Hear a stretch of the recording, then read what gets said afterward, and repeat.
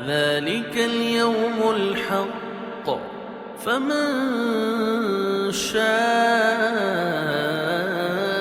اتخذ إلى ربه مآبا۔ السلام علیکم ناظرین، آج میں آپ کو اسلام کے دوسرے نبی حضرت ادریس علیہ السلام کے معجزے بتاؤں گی۔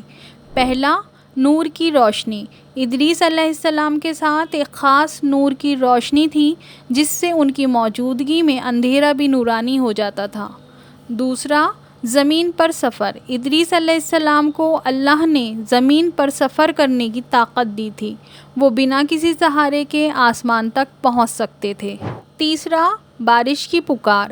جب زمین خشکی سے تڑپ رہی ہوتی تھی تو لوگ ادریس علیہ السلام کے ساتھ اللہ کی بارگاہ میں عبادت کرنے جاتے تھے اور کہتے تھے، یا اللہ ہماری مدد فرما، ہماری زمین کو بارش سے نواز دے۔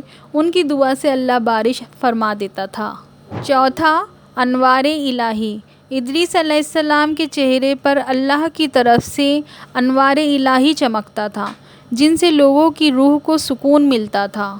پانچواں، زندہ جنت۔ ادریس علیہ السلام کے زمانے میں زمین ایسی تھی کہ لوگوں کو وہاں کی خوبصورتی اور فضیلت کا اندازہ نہیں ہوتا تھا، اسی لیے لوگ اس زمانے کو زندہ جنت کہتے تھے۔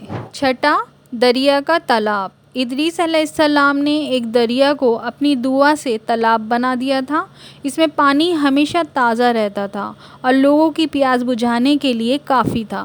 ساتواں، انسانوں کی رہنمائی۔ ادریس علیہ السلام انسانوں کی رہنمائی اور ہدایت کے لیے اللہ کے حکم سے بھیجے گئے رسول تھے، ان کی نصیحت سے لوگوں کو ہدایت ملتی تھی۔ تو یہ تھے ناظرین ادریس علیہ السلام کے کچھ معجزات جو قرآن اور حدیث سے ثابت ہیں۔ ان کے ذریعے سے اللہ نے لوگوں پر اپنی قدرت اور رحمت کا اظہار فرمایا تھا۔